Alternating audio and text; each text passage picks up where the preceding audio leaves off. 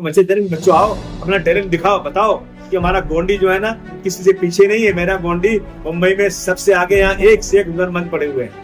उनको बताएंगे कि हमारे गोंडी के टैलेंट ये हैं, ताकि जो लोग राजनीतिक रोटियां सेकने के लिए हमारे गोंडी को बदनाम करते हैं, उनका कम से कम उनको लगे कि हाँ, गोंडी जो है ना सिर्फ नशे वाला नहीं है, बल्कि गोंडी में बहुत बड़े टैलेंट बैठे हुए हैं। ये हमारा काम, ये हम करने जा रहे हैं। संपर्क हमने दिया ना उसको, हम लोगों ने वो अपना बार कोड डाला हुआ है, बार कोड से एप्लीकेशन कर रहे हैं। और अगर कुछ और किसी को जानना चाहिए तो यहाँ पे गैसुद्दीन साहब बैठे हैं, मैं हूँ, ये हमारे जो है फवाद आजमी बैठे हुए हैं, पार्टी के कार्यकर्ता लोग हैं, नगर सेवक रुखसाना सिद्दीकी है, और उसके बाद इरफान है, बहुत सारे लोग हैं, ये सारे यहाँ जमील भाई बैठे हैं। सबको पता है इस चीज़ को, जिसको भी एप्लीकेशन करना है, अगर उसने बार कोड नहीं देखा और नहीं किया तो यहाँ लग दे सकता है, हम उसको कोशिश करेंगे ज्वाइन करेंगे। सबसे पहले मैं आपके माध्यम से अपने तमाम भाइयों को दिवाली की बहुत बहुत शुभकामना देना चाहता हूँ।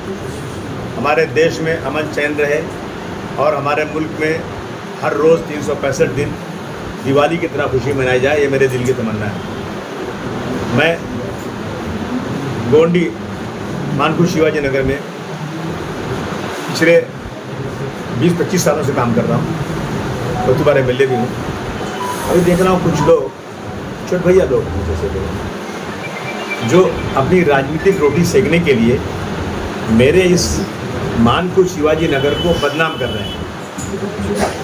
जैसे लगता है मानकुश शिवाजी नगर में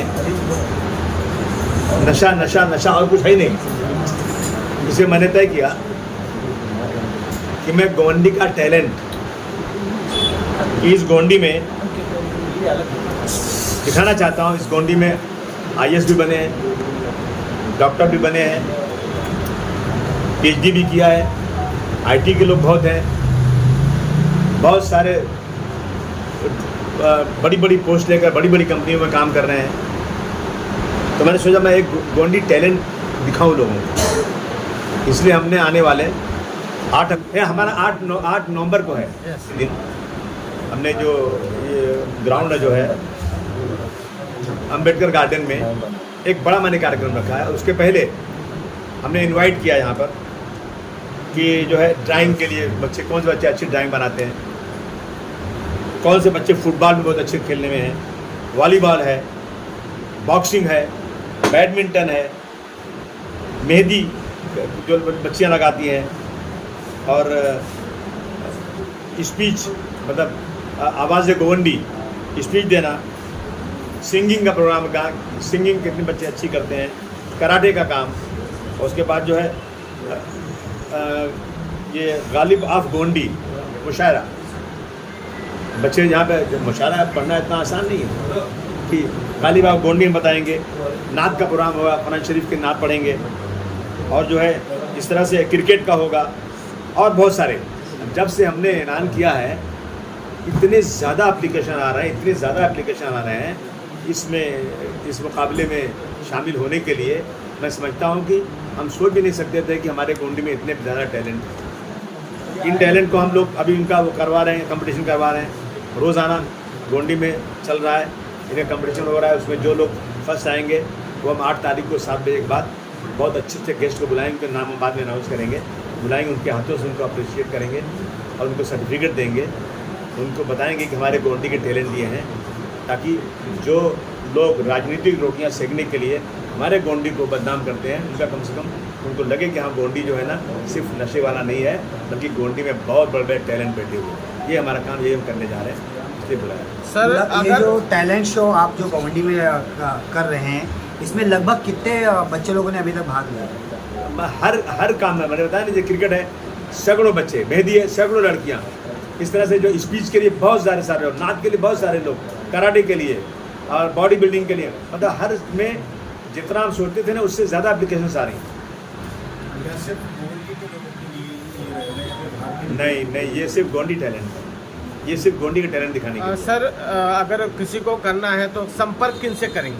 संपर्क हमने दिया ना उसको, हम लोगों ने वो अपना बार कोड डाला हुआ है, बार कोड से एप्लीकेशन कर रहे हैं। और अगर कुछ और किसी को जानना चाहिए तो यहाँ पे गैसुद्दीन साहब बैठे हैं, मैं हूँ, ये हमारे जो है फवाद आजमी बैठे हुए हैं, पार्टी के कार्यकर्ता लोग हैं, नगर सेवक रुखसाना सिद्दीकी हैं, और उसके बाद इरफान है, बहुत सारे लोग हैं, ये सारे यहाँ पे जमील भाई बैठे हैं। सबको पता है इस चीज़ को, जिसको भी एप्लीकेशन करना है, अगर उन्होंने बार कोड नहीं देखा और नहीं किया तो यहाँ लग दे सकता है।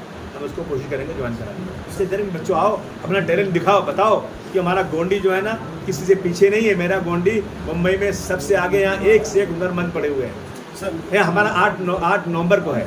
मैंने शायद वो गलती से आज आपको बोल दिया था, लेकिन ये 8 नवंबर को कार्यक्रम 7 बजे शुरू होगा अपना अम्बेडकर गार्डन के अंदर, है ना। कि ये डे टू डे काम चल रहा है। अभी देखिए इन्होंने किसका कर लिया, आपने कराटे का इन्होंने कर लिया। तो आप लोग मालूम पड़ना चाहिए। इसी तरह से किरात का होने वाला 24 तारीख को, फिर 30 तारीख को, 31 तारीख को, रोज़ाना डेली जो लोग इसको संभाल रहे हैं, कर रहे हैं, वो सब लोग जिससे जिम्मेदारी लिया है वो लोग अपने अपने लोगों को बुला करके ये कार्यक्रम शुरू कर चुके हैं। आप लिस्ट ले सकते हैं और वहाँ जा सकते हैं। आसिफ साहब, पूरे देश में देखा गया कि जो धीरे धीरे करके उर्दू ज़बान है उसको खत्म करने की साजिश की जा रही है, तो क्या इसके जरिए आपने कोई ऐसी पहल की है जिससे उर्दू ज़बान की खिदमत हो सके? ये उर्दू ज़बान से मुशायरा है, क़िरात है, स्पीच है, उर्दू में स्पीच होगी। और मुझे खुशी है इस बात की, जब हमारे मुख्यमंत्री जी या हमारे फिनांस मिनिस्टर साहब जब मराठी में स्पीच करते हैं, तो जब कोई अच्छी बात बोलनी होती है तो वो जो है उर्दू में बोलते हैं। उर्दू में मोहब्बत है, उर्दू में शराफत है, उर्दू में नज़ाकत है। मैं क्यों ना बोलूँ, उर्दू मेरी इज्जत है। आसिम भाई, जिस तरह ये गोंडी का टैलेंट दिखाने की बात आई, ऐसे क्या नौबत आन पड़ी कि अपने को गोंडी का टैलेंट दिखाना पड़ रहा है, कुछ लोग बदनाम कर रहे हैं, उस वजह से आप क्या गुस्सा है? मैंने कहा ना आपसे कि कुछ छोटे भैया लोग जिनको लगा है कि समाजवादी पार्टी गोंडी में छा गई है, सारे नगर सेवक पिछली 3-4 बार से उन्हीं के आ रहे हैं, एमएलए भी उन्हीं के आ रहे हैं, तो हम क्या करें, हम गोंडी को बदनाम करें कि गोंडी में नशा नहीं बंद हो, नशा हो रहा है, गोंडी में बहुत ज़्यादा क्राइम है, गोंडी में जो है बहुत गंदगी, इन सब ऐसी चीज़ें रखे। आप और एरिया में जाके देखिए ना, इससे ज़्यादा खराबियाँ हैं। मैं कल गया था बाईकल्ला, ऐसी जगह बिल्डिंग की जगह आप जाके देखेंगे ना, तो मैं दावे से कहता हूँ कि बाईकल्ला के 207 वार्ड में कल मैंने दौरा किया, इतनी परेशानी वहाँ पर है, शायद गोंडी में इतनी परेशानी नहीं आज तक होती। बहुत सारे एरिया में ऐसी चीज़ें हैं। तो गोंडी को बदनाम करने वालों को ये बताना है कि गोंडी में टैलेंट हज़ारों की तादाद में है, जो देश में बहुत सारी जगहों पर अपने जो है सर्विसेज दे रहे हैं। ये दिखाना है उनको। सर, ऐसा भी कहीं देखा है कि यहाँ पे गोंडी में सर कुछ ऐसे बच्चे जो पढ़ नहीं पा रहे, सर इसके लिए कुछ निकालने का कोई रास्ता कि जो बच्चे पढ़ नहीं पा रहे, जिनके बाप एक्सपायर हो गए, डेथ हो गए, उसके बारे में ऐसा कुछ? देखिए, ऐसा है ना कि ऐसे बहुत सारे बच्चों को मैं नहीं बल्कि बहुत सारी NGOs मदद कर रही हैं। अगर बच्चे अच्छे पढ़ने वाले हैं, अच्छे नंबर ला रहे हैं, अगर उनकी एप्लीकेशन आएगी तो मैं बहुत जगहों से उनको पैसा दिलाना। हम कई लाख रुपए यहीं से बैठ करके ऐसे बच्चों को जिनको पढ़ने में इंटरेस्ट है, उनको हम लोग फीस देते हैं, यहाँ से देते बैठ के। बहुत सारे जिनको खाने को नहीं ना, कई 100 लोगों को राशन देते हैं, लेकिन इन चीज़ों को पब्लिसिटी नहीं करना चाहिए। इससे अच्छा नहीं लगता है कि आप छोटा सा काम करो। हम वो लोग हैं जो दाहिने हाथ से करो, बाएं हाथ को नहीं मालूम पड़ना चाहिए।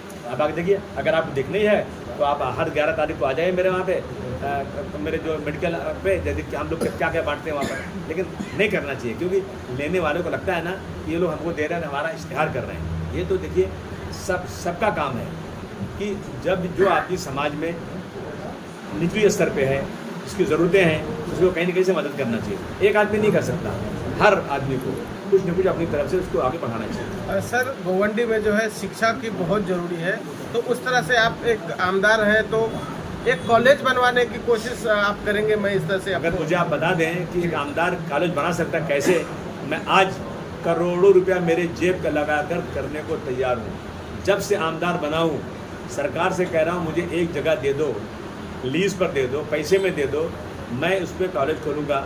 जब जो मेरे पास अभी जगह है वो अपनी मेडिकल सेंटर, उसमें मैंने कॉलेज खोल दिया था और शुरुआत कर दी थी।